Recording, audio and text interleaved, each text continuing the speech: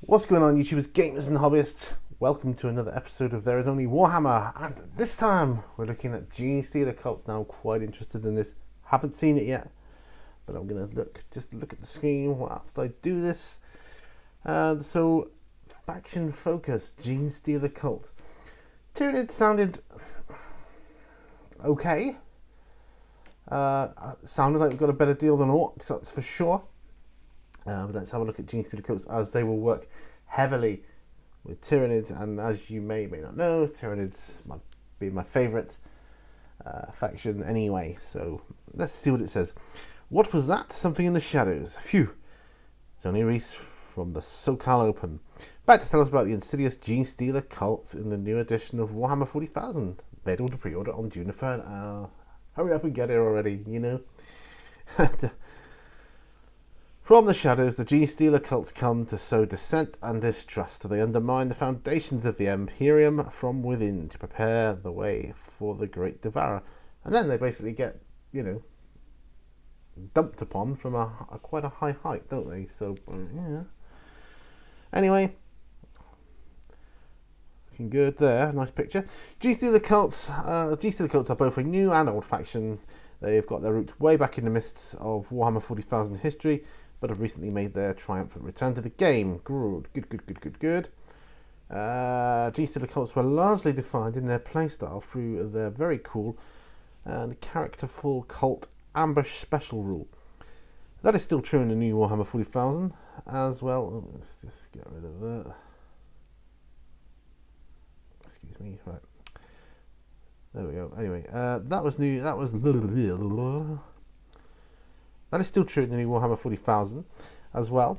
Cult Ambush allows you to place Genestealer Cult units into reserves and then enter the game through a variety of means determined by a D6 chart.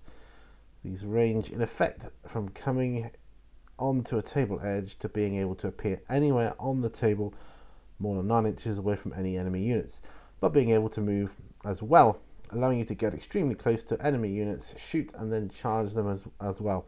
For units like Genestealers or Aberrants armed with power picks and rending claws, this can be punishing. So, and can you see the table here? Aberrants, yeah.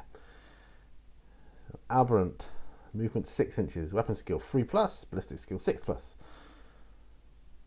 So still very much a melee kind of theme going on there. Strength 5, toughness 4, wounds 2. That's not bad.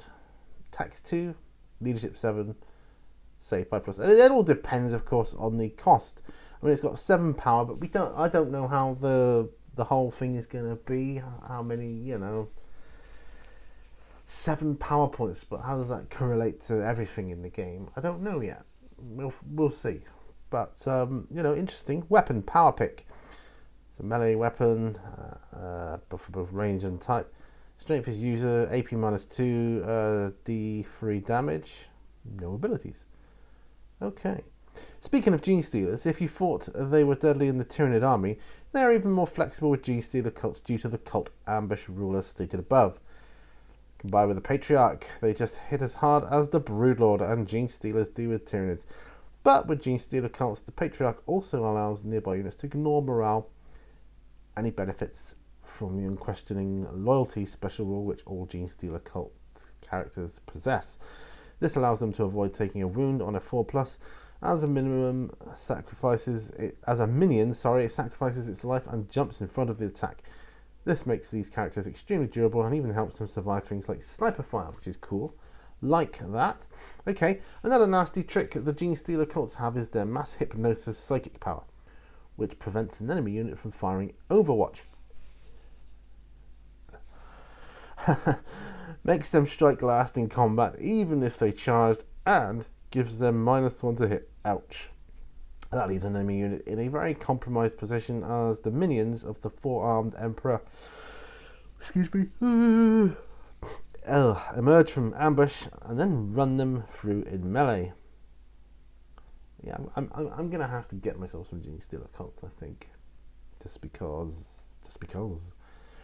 One of my favourite aspects of the Genestealer Cults, though, is their ability to form their army using both their own faction, Tyranids, and Astra Militarum to huzzah!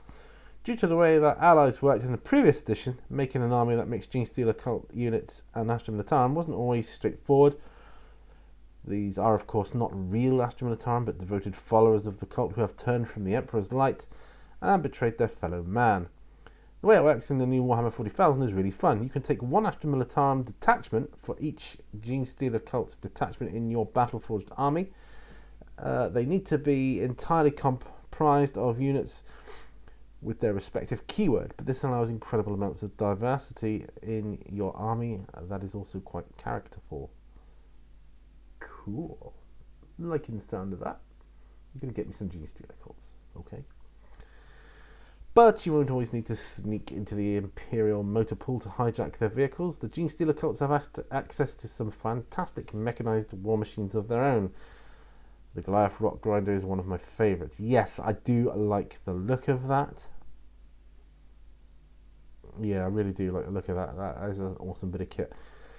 Must get one. Must get one. For armament, I prefer the Clearance Incinerator, as it automatically hits its target D6 times up to 12 inches out, and of course you have to take the cache of demolition charges, while you can only fire this weapon if a unit is embarked upon it, as they need to chuck them out, and it is short ranged at 6 inches.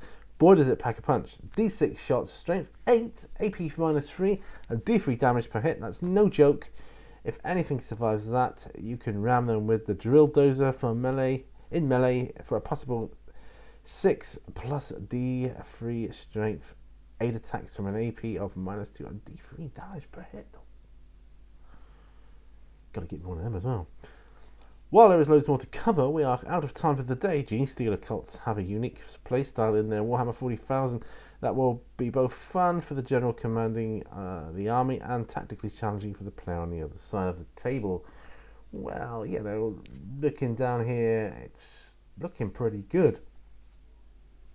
Pretty sweet.